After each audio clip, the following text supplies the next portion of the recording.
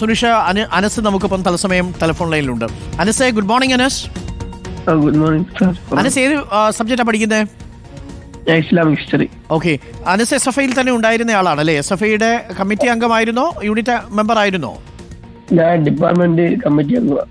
Department committee അംഗം. ഇപ്പം ഏത് വർഷമാണ് അനസ്? ഫസ്റ്റ് ഇയറോ സെക്കൻഡ് ഇയറോ? ഞാൻ സെക്കൻഡ് ഇയർ. ഈ എന്താണ് അവിടെ സംഭവിച്ചത് യഥാർത്ഥത്തിൽ അനസ്? ഈ കേസ് കൊടുക്കപ്പെട്ട 2-ാം തീയതിയാണ്. ആ, 2-ാം തീയതി വൈകിട്ട്. ആ, ഇതിനു മുമ്പ് അവർ ഇതേപോലെ തന്നെ മർദ്ദിച്ചിട്ടുണ്ട് ക്രൂരമായിട്ട് അവരെ യൂണിയൻ റൂമിലേക്ക്. ഈ അനസിനോട് എന്തിനാ അവർക്ക് ഇത്ര വലിയ ദേഷ്യം? അത് അവർക്ക് വ്യക്തിപരമായിട്ട് ഇവർക്ക് 2-3 കാര്യങ്ങൾ ഉണ്ടായിരുന്നു.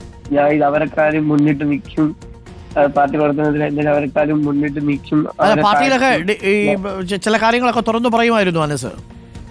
ആ, ഞാൻ ഞാൻ അങ്ങനെ അവരെക്കാളും ഞാൻ വളരെ പാടില്ല. ഓ, അങ്ങനെയൊക്കെയുള്ള പ്രശ്നമുള്ള ആൾക്കാരാണോ? അങ്ങനെ പ്രശ്നമുണ്ട്. എന്റെ അടുത്ത് നിന്ന് പിന്നെ അവിടുത്തെ പ്രസിഡന്റ് അമൽ ചന്ദ് പറഞ്ഞു, ഇത് ഇവിടെ ഞാൻ കഴിഞ്ഞിട്ടേ ഉള്ളൂ, പാർട്ടിക്കാര് ഏത് പാർട്ടിയാണ് ഇവിടെ ഞാൻ കഴിഞ്ഞിട്ടേ ഉള്ളൂ. ഈ വിവരം പറഞ്ഞപ്പോ മറ്റേ എസ് എഫ് ഐയിലെ മുതിർന്ന നേതാക്കളെ ബന്ധപ്പെട്ടിരുന്നു അനസ്? ഞാൻ ബന്ധപ്പെട്ടിരുന്നു. അപ്പൊ അവരെന്ത് പറഞ്ഞു? അവര് പറഞ്ഞു നടപടി എടുക്കാൻ ആദ്യം പറഞ്ഞു, പിന്നെ അതിൽ ഒരു തീരുമാനം ഉണ്ടായിട്ടില്ല. ഈ 4 വിദ്യാർത്ഥികളാണോ അനസിനെ ഉപദ്രവിച്ചത്? ആ, 4 വിദ്യാർത്ഥികൾ. ഈ 4 പേര് ശാരീരിക ഉപദ്രവം നടത്തിയോ? കാലിൽ ചവിട്ടി എന്ന് പറയുന്നു. ആ, കാലിൽ ചവിട്ടി, കാലിൽ വടി കൊണ്ടടിച്ചു, തലയിലടിച്ച്, നെഞ്ചിലിടിച്ച്, മുഖത്തടിച്ച്. ഓ, ശരി.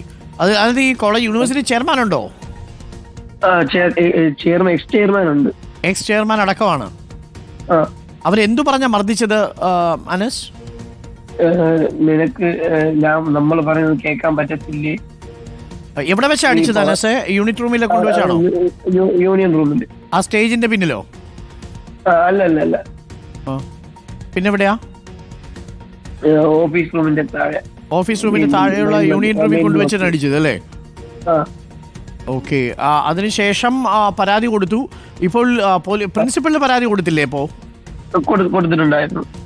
ഓക്കെ. അപ്പൊ പ്രിൻസിപ്പൾ എന്താ പറഞ്ഞേ? പ്രിൻസിപ്പള് പറഞ്ഞ് ഡിസിപ്ലിൻ കമ്മിറ്റി കൺവീനർ സാർ എന്നെ വിളിച്ചിട്ടുണ്ടായിരുന്നു ഇന്നലെ.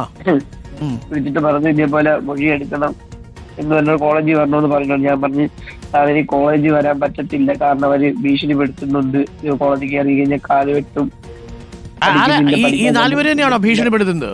ആ, ഈ 4 പേര് തന്നെ. ഈ 4 പേരിലെ അമൽ ചന്ദും വിദൂതേ. ഇപ്പം അനസ് എവിടെയാ ഉള്ളത്? ഞാൻ ഇപ്പൊ വീട്ടില.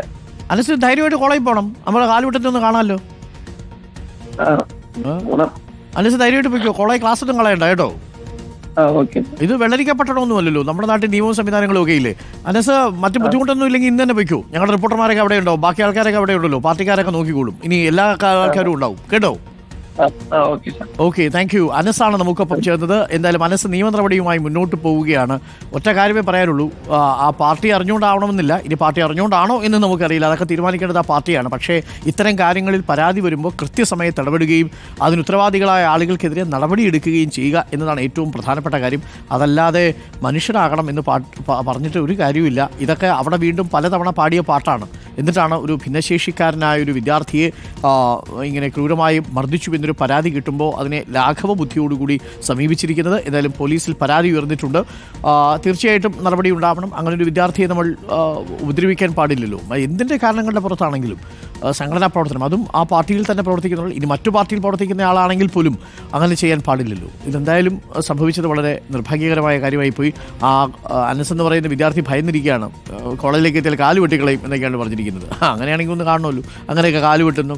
യൂണിവേഴ്സിറ്റി കോളേജൊക്കെ ഇപ്പോൾ ഒരുപാട് മാറിപ്പോയി. പഴയ കാലത്ത് അങ്ങനെയൊക്കെ ഉണ്ടായിരുന്നു.